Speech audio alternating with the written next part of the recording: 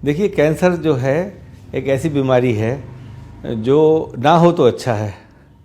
मैं कैंसर का डॉक्टर होकर ये बात कह रहा हूँ। कैंसर इम्यूनोथेरेपी में मैं काम करता हूँ और मुझे लोगों ने अक्सर पूछा सा रहा कि आप जो है कैंसर के बारे में विस्तार से बताते हैं, तो लेकिन कैंसर ना हो इसके बारे में भी तो हम कुछ कोशिश कर सकते हैं।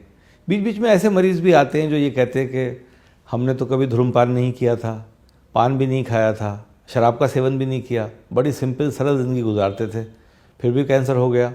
होता है, ऐसा भी हो जाता है। लेकिन ये है कि ऐसे लोगों की मात्रा कम है। कैंसर जो है वो बीमारी हमारे खाने से भी रिलेटेड है कि हम क्या खा रहे हैं, कैसे खा रहे हैं, कितना खा रहे हैं। इन सब चीज़ों के आधार पे भी कैंसर को आप एक्सप्लेन कर सकते हैं। मिसाल के तौर पे यहाँ से शुरू करते हैं कि हमें खाना कितना खाना चाहिए। हमें खाना उतना खाना चाहिए कि जब हम भूखे रहें, खाना खाने के बाद भी भूख लगती रहे। हम खाना खाते हैं उतना कि जब हम पूरा पेट भर लेते हैं। अब खाना खाया नहीं जा सकता भाई, तब हम उठते हैं। तो हम अपने खाने का हिसाब उतना रखें, चाहे पहलवान खाना खा रहा है, चाहे एक दुबला पतला आदमी खाना खा रहा है, भूखा उठे। पहलवान को भी खाना खाते में भूखा उठना है और एक कमज़ोर आदमी को भी खाना खाते में भूखा उठना है।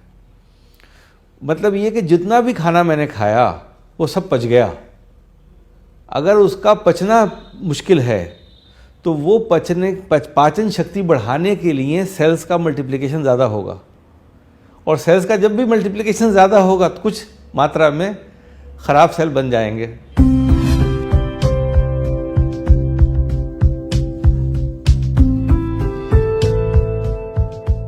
कुछ खाने ऐसे होते हैं जो हम बोलते हैं अंग्रेज़ी में इन्फ्लेमेटरी फूड्स हैं। पल्सेस इन्फ्लेमेटरी फूड्स में आती हैं। पल्सेस से मुराद है दालें, जो हम दाल खाते हैं। आपने कभी भी बाहर जो लोग जाते हैं, आजकल तो सभी लोग बाहर जाते हैं, बाहर जाना कोई, आपने कभी नहीं देखा होगा अंग्रेज़ दाल खाते हैं। दाल खाता हुआ अंग्रेज़ आपको बहुत कम मिला होगा, शायद मिला ही नहीं होगा। चाहे वो अमेरिका में हो, चाहे वो साउथ अमेरिका, नॉर्थ अमेरिका हो, चाहे यूरोप हो, दालों का खाना बहुत नहीं माना जाता है। दाल बेसिकली ये नहीं मतलब है इसका कि दाल जो है वो अमेरिकन जानते नहीं है कि दाल क्या होती है, या वो अंग्रेज़ जानता नहीं है कि दाल क्या होती है। दाल उसे पता है दाल क्या होती है, लेकिन खाता नहीं है वो। क्योंकि दाल जो है वो खाने में पचना मुश्किल होता है। दाल की जो हमारी पाचन शक्ति है उसको बहुत कार्य करना पड़ता है उसको पचाने में। जैसे कि मिसाल के तौर पे बेसन आप खा लें तो बेसन से पेट खराब हो जाता है यूजुअली। हम कहते हैं तेल से हो गया, लेकिन बेसन खुद भी एक भारी खाना है। बाजरा बहुत भारी खाना है। बाजरे की रोटी खाना बहुत मुश्किल है। गेहूँ तकरीबन हम सब खा लेते हैं। इसी हिसाब से अगर गेहूँ की तुलना दाल से करें तो दाल बहुत भारी खाना है। भारी खाना जो देर तक पेट में रहे और पाचन शक्ति को ज़्यादा काम करने पे मजबूर करे, वो इन्फ्लेमेटरी खाना होता है। इन्फ्लेमेटरी मतलब इन्फ्लेमेशन का हिंदी अनुवाद सूजन है, जो सही अनुवाद नहीं है। इन्फ्लेमेशन से मतलब होता है मुस्तकिल जद्दोजहद, उसे बोलते हैं इन्फ्लेमेशन।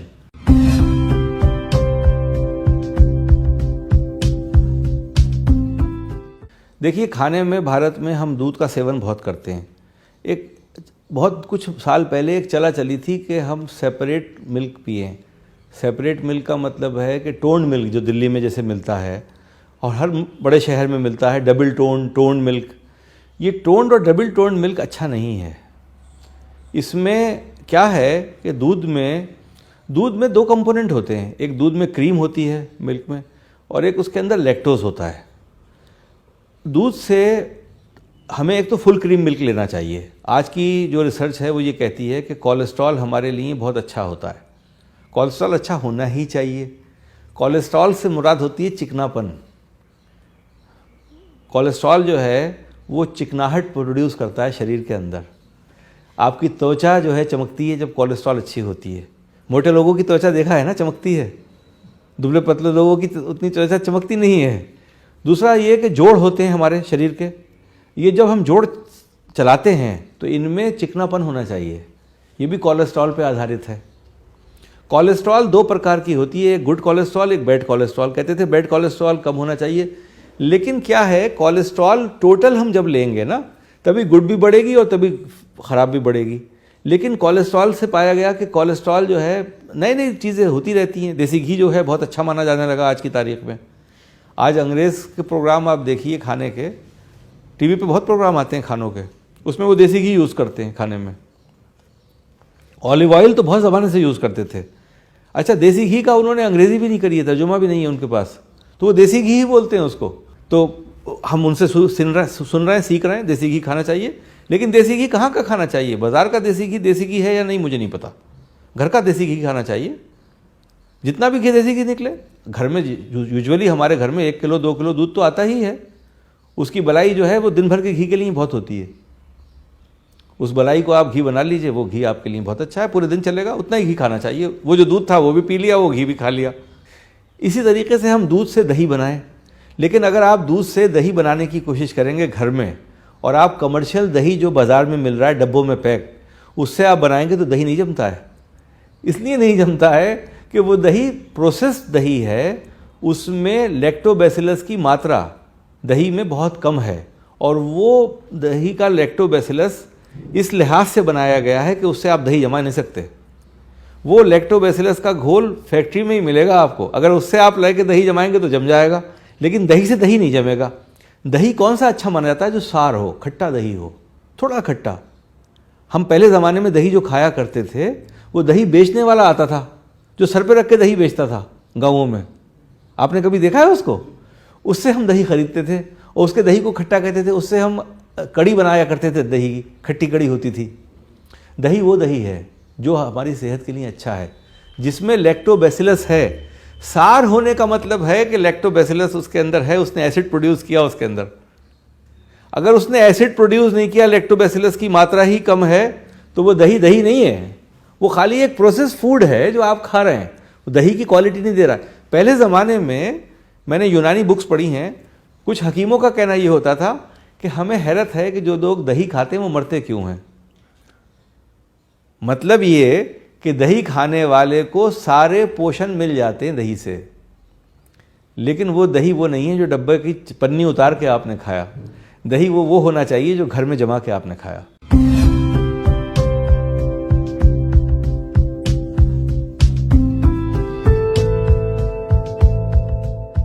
सबसे बुरा खाना क्या है ये सुन लीजिए, शक्कर।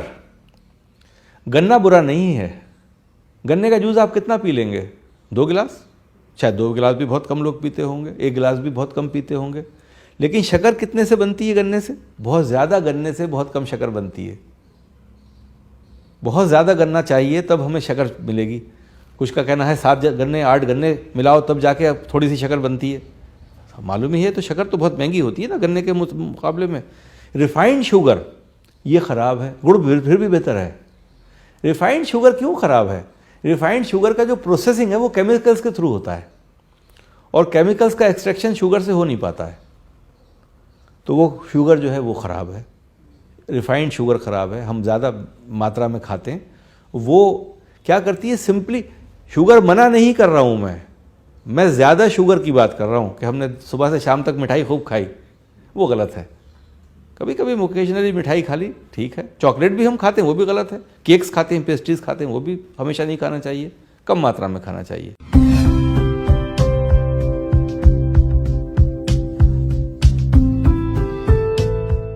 प्रोसेस फूड की बात करूं मैं। प्रोसेस फूड हम खाते हैं, आपने सुना होगा प्रोसेस फूड बहुत कॉमनली हम कहते हैं भाई प्रोसेस फूड नहीं खाना चाहिए। आपको समझते होंगे प्रोसेस फूड शायद बर्गर होता है, आपकी समझ में आएगा। शायद चाइनीज़ फूड होता है, वो उसको हम सोचते हैं वो प्रोसेस फूड है, और शायद हम ना ये सब प्रोसेस फूड नहीं है। जो पैदा हुआ बच्चे को हम खिला रहे हैं वो प्रोसेस फूड है। सबसे ज़्यादा हम अपने नियोनेट को प्रोसेस फूड खिलाते हैं जब उसकी वीनिंग शुरू करते हैं। पैदा हुए बच्चे को तो हम दूध पिलाते हैं डब्बे का, वो प्रोसेस फूड है। सबसे ज़्यादा प्रोसेस फूड तो हम 2 साल में खा लेते हैं ज़िंदगी के। अपनी ज़िंदगी के 2 साल जो पहले हमारे होते हैं, सबसे ज़्यादा प्रोसेस फूड हम उस वक्त खाते हैं। और हम एडवर्टाइजमेंट देख के खाते हैं, और पड़ोसियों से प्रोत्साहित मोहित होकर खाते हैं कि वो भी खिला रहा है, हम भी खिलाएं। उसने डब्बा ये वाला दिया, अरे भाई ये डब्बा कितने का आता है? भाई ये 270 रुपये का आता है, बड़ा अच्छा है, बच्चा बड़े चाव से खाता है। लेकिन वो तो प्रोसेस फूड खा रहा है। हमने 4 महीने पे खीर खिलाई, घर में पका के खीर नहीं खिलाई। हमने पाउडर निकाला, गर्म पानी मिलाया, उसको मिला के खीर खिला दी। वो प्रोसेस फूड तो खिला रहे हैं आप उसको, और क्या खिला रहे हैं? क्योंकि कमर्शियल स्केल पे बनाया गया है, आपको उसके इंग्रेडिएंट्स का पता ही कब है कि कहाँ कहाँ से लिए गए, उसमें क्या क्या चीज़ें हैं आपको क्या पता है? पहले उन्होंने उसको मशीन से पकाया, फिर गलाया, फिर सुखाया, फिर पाउडर फॉर्म में बनाया और पाउडर को डिब्बे में बेच दिया, और आपने उसमें पानी मिलाया और आपने खिला दिया। That is process food. अच्छा, वो प्रोसेस फूड जो है वो इस किस्म का है कि वो इम्यूनोलॉजी को प्रोसेस इम्यूनोलॉजी की तरह 2 साल की बच्चे को डेवलप करता है। अब आपने 2 साल के बाद बच्चे को अपना खाना खिलाना शुरू किया, अब उसकी इम्यूनोलॉजी को जोड़ लगा। जो इम्यूनोलॉजी प्रोसेस फूड पे तैयार हुई थी, वो इम्यूनोलॉजी अब शिफ्ट कर रही है अपने आप को डिफरेंट फूड पे, जो आपने घर में खाना आप खुद बड़े होके खा रहे थे कि भाई अब बच्चे को चावल खिलाओ, भाई बच्चे को अब ये खिलाओ, बच्चे को खाना बैठ के मेज़ पे खिलाइए। तो आपने उसको खाने को इंट्रोड्यूस अब पहली मर्तबा उसके लिए किया, लेकिन 2 साल तक आपने जो बच्चे को खाना खिलाया उसकी पूरी इम्यून सिस्टम उस खाने पे निर्भर था।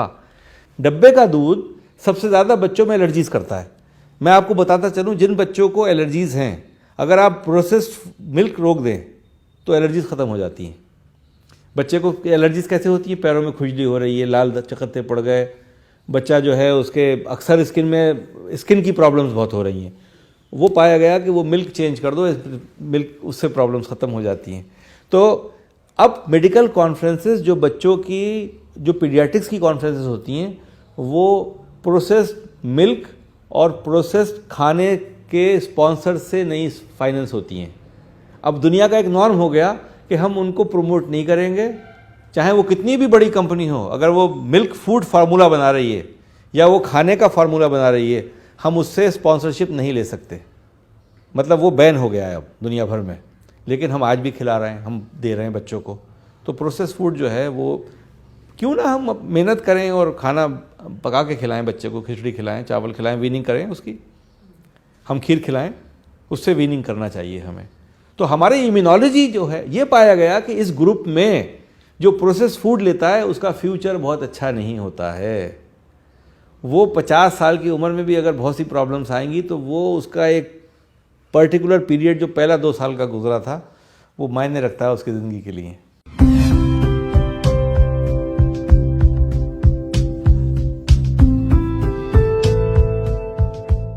भारत में वेजिटेबल्स को हम पका के खाते हैं। हम में और उनमें थोड़ा सा ये फ़र्क है। जब हम लोग कहते हैं वेस्टर्न कंट्रीज़ में वो वेजिटेबल्स को कच्चा खाते हैं, बॉईल करके खाते हैं, हमारे यहाँ वो रिवाज नहीं है। हम पका के खाते हैं, मसाले डाल के खाते हैं। तो हमारे यहाँ करी बना देते हैं उसकी। तो उसका जो मुख्य इंग्रेडिएंट है जो हमें सेहत देना चाहिए वो लूज़ कर जाता है during the process of cooking. उसमें कुछ इस किस्म के केमिकल्स होते हैं जो म्यूटेशन को रोकते हैं, लेकिन जब हम उन्हें पका लेते हैं एक्सेसिवली तो वो केमिकल्स उसके जो उसका पोषण की शक्ति है वो ख़त्म हो जाती है, वो खोजड़ा रह जाता है। पेट भरने की शक्ति तो रखता है, लेकिन जिस लिए खाया जाना चाहिए वो ख़त्म हो जाता है।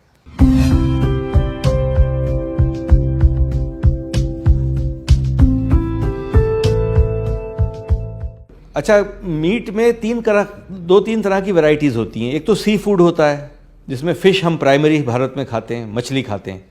मछली बहुत अच्छा खाना माना जाता है मीट में। मछली खाने वाले लोगों के लिए ये कहा जाता है कि वो बहुत ही अच्छा पोषण देती है, और चूँकि बहुत लाइट होती है और फिलिंग होती है, तो जो आपका स्टमक से संदेश ब्रेन में जाता है वो मछली खा के बहुत जल्दी चला जाता है। तो आप बहुत कम मात्रा में मछली खाते हैं। आपने किसी को नहीं देखा होगा कि मुर्गे के बराबर मछली खा ले। मछली के 2 पीस खाए आपने का पेट भर गया, 3 पीस खाए आपने का पेट भर गया, क्योंकि संदेश भी जल्दी पहुंच गया ब्रेन को कि भाई खाना खा चुके हम। हमारा पूरा बॉडी जो है केमिकल से रिएक्शन से होती है ना। जैसे कि हमने किसी को छुआ तो महसूस हुआ कि ठंडा है, किसी को छुआ तो महसूस हुआ गर्म है। तो ऐसे ही हमारे पेट को भी छूता है खाने को, तो उसको मालूम होता है कि भाई खाना खा लिया मैंने, एनफ। तो मछली खाना अच्छा है। अब हम अक्सर ये कहते हैं कि रेड मीट और वाइट मीट में तुलना करते हैं कि वाइट मीट अच्छा है, रेड मीट ख़राब है। ऐसा नहीं है। वाइट मीट की मात्रा ज़्यादा चाहिए खाने के लिए बमुकाबले रेड मीट के। अगर हम रेड मीट कम खा रहे हैं तो हमें 3 गुना वाइट मीट खाना है उसके एनर्जी के लिए। एनर्जी रेड मीट ज़्यादा देता है, वाइट मीट कम देता है। रेड मीट और वाइट मीट में सिर्फ इतना आसान अंतर है। अच्छा, चूँकि कोलेस्ट्रॉल रेड मीट में ज़्यादा होती है, अब मान लिया गया कि कोलेस्ट्रॉल तो अच्छी है सेहत के लिए, अब तो साइंटिस्ट ने कह दिया कोलेस्ट्रॉल तो बहुत अच्छा है भाई, हम लोग तैयार हो गए कि भाई बहुत अच्छा है। पहले से मालूम था कि बहुत अच्छा है, हम पहले से ही खाया करते थे चीज़ें अच्छी। तो हमारा जो खाना है वो रेड मीट भी बुरा नहीं है। रेड मीट तो बहुत लोग खाते हैं।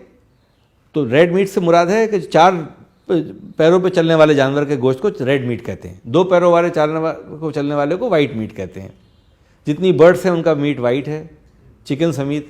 फ़िश भी वाइट मीट में कैटेगराइज होता है, लेकिन फ़िश रेड मीट भी होता है। अगर आपने सैल्मन फ़िश देखी हो तो वो रेड होती है, उसको रेड मीट की तुलना में रखते हैं। है वो फ़िश लेकिन रेड मीट है, वो भी बहुत अच्छा पाया जाता है।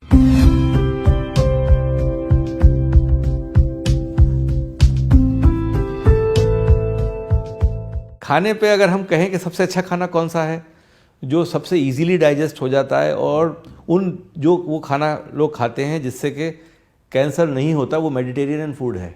उनका सेवन क्या है, वो गोश्त खाते हैं, मीट खाते हैं, लेकिन वेल कुक्ड मीट खाते हैं। और मीट को बहुत ज़्यादा मसालों से नहीं पकाते हैं। तो अगर हम मसालों से पकाते हैं तो मीट में शक्ति कम हो जाती है और ज़्यादा खाना पड़ता है। अगर आप मसाला बग़ैर मीट खाते हैं तो कम मीट यूज़ होता है और पेट जल्दी भर जाता है। वो सलाद बहुत ज़्यादा खाते हैं। सलाद का सेवन सबसे ज़्यादा, वेजिटेबल्स का सेवन मेडिटेरियन फूड में होता है। वो ग्रीन लीफी वेजिटेबल्स बहुत ज़्यादा खाते हैं। कैबेज है, बंद गोभी है हमारी जिसको बोलते हैं, उसके पत्ते हैं, या सलाद के पत्ते हैं, वो लोग बहुत खाते हैं। वो खाना बड़ा हेल्दी माना जाता है। उससे हम जो है वो इन्फ्लेमेटरी फूड नहीं है। वो खाना हम जब खाएंगे तो पेट भर देगा, पेट जल्दी भरेगा, क्योंकि उसका रफेज बहुत होता है उसके अंदर। तो वो रफेज से हमारा सेटिस्फेक्शन हो जाता है। सेटाइटी सेंटर होता है जो स्टमक से आदेश देता है ब्रेन को कि भाई खाना रोक दो। ये खाना अगर हम दाल खाएंगे तो जब तक पूरी दाल पैक नहीं हो जाएगी पेट के अंदर, तब तक वो संदेश नहीं पहुंचेगा ब्रेन को। तो इसलिए हमें भूख लगती रहेगी।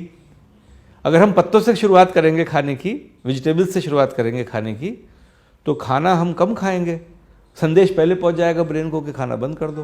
तो आपने देखा होगा अक्सर लोग खाली ऑर्डर सैलेड का करते हैं, आजकल सैलेड खाते हैं। Salad is a very good food, उसमें सोयाबीन ठीक है।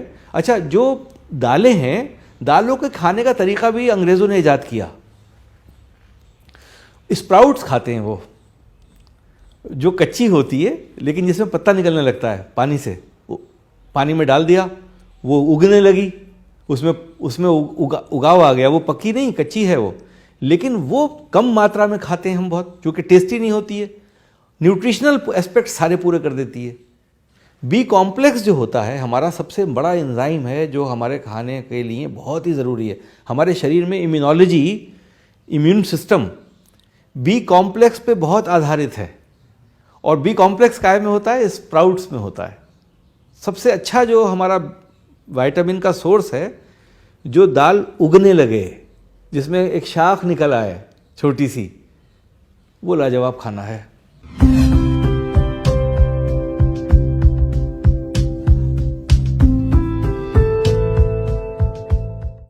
देखिए, हिंदुस्तान में कैंसर जो है मुख्य रूप से ओरल कैविटी कैंसर सबसे ज़्यादा पाया जाता है, और वो हमारा तंबाकू के सेवन से है। उसका डायरेक्ट रिलेशनशिप गुटखा खाने से है। और ये कैंसर भी यूजुअली हमारे रूरल एरियाज़ में ज़्यादा होता है। तो वो ओरल कैविटी कैंसर बहुत ज़्यादा है हमारे यहाँ। ब्रेस्ट कैंसर बहुत ज़्यादा है। ब्रेस्ट कैंसर का कारण है, ब्रेस्ट कैंसर में अगर कारण पाए जाएँ, लेट मैरिजेज़ हैं, बच्चे लेट पैदा होना, या बच्चों को दूध नहीं पिलाना। ये 2-3 मुख्य कारण हैं जिससे कि ब्रेस्ट कैंसर बहुत होता है। ओवेरियन कैंसर शायद वैसे ही होता है जैसे कि ब्रेस्ट कैंसर होता है। इसमें हम लोग बहुत से आजकल औरतें हैं, वैसे तो रिसर्चेस में तो ये प्रूव किया गया है कि साहब जो पिल्स हैं, ओस्ट्रोजन पिल्स हैं, प्रोजेस्टेरॉन पिल्स हैं, जिनको हम कहते हैं कि ओरल पिल्स हैं, जो औरतें खाती हैं कि जो बच्चा रोकने के लिए, वो कैंसर से प्रिवेंटिव हैं। लेकिन ऐसा है नहीं, कैंसर से वो प्रिवेंशन नहीं करती हैं, क्योंकि हम उनके एस्ट्रोजन और प्रोजेस्टेरॉन को मैनेज कर रहे हैं, नेचुरल साइकिल में दुविधा बना रहे हैं। जब नेचुरल साइकिल में दुविधा बनाएंगे तो नेचुरल साइकिल में दुविधा बनाने से कारण म्यूटेशन होगा। म्यूटेशन को आप रोक नहीं सकते। अगर किसी चीज़ को आप रोक रहे हैं means you are trying to generate new type of cells, आप नए आकार के सेल्स बनाने की कोशिश कर रहे हैं, वही म्यूटेशन है। तो अब स्वाद का मामला आता है, स्वाद कैसे लें? तो अचार से लेते हैं, पिकल्स से लेते हैं, अचार बहुत खाते हैं। अचार क्या होता है, आम का अचार आपने देखा होगा, कहते हैं बहुत अच्छा अचार हो गया, गल गया पूरी तरह, बिल्कुल चुटकी से छुओ तो टूट रहा है। और वो अचार कैसे बनता है? पका के नहीं बनता है, गला के बनता है, केमिकल से, सनलाइट से बनता है, सूरज की किरणों से बनाते हैं। तो वो डिके होता है हल्के हल्के। डिके का मतलब ये है, डिके को अगर मैं कहूँ हिंदी में अनुवाद उसका सड़ा हुआ, तो सड़ा हुआ तो नहीं बोलूँगा, लेकिन डिके ही बोलूँगा कि वो डिके हो रहा है। वो खाना हमने उसको हल्के हल्के गलाया केमिकल्स के द्वारा। जो ये खाना हमने गलाया केमिकल्स के द्वारा, इसमें एफ्लोटॉक्सिन्स बनते हैं, टॉक्सिन्स रिलीज करता है। ये टेस्ट तो डेवलप कर देता है, लेकिन हमारी टॉक्सिन्स की मात्रा बढ़ जाती है खाने की, हम टॉक्सिन ज़्यादा खाते हैं। अच्छा, ये लिबरेट होते हैं टॉक्सिन्स, एफ्लोटॉक्सिन्स लिवर को डैमेज करते हैं, गॉल ब्लैडर को डैमेज करते हैं।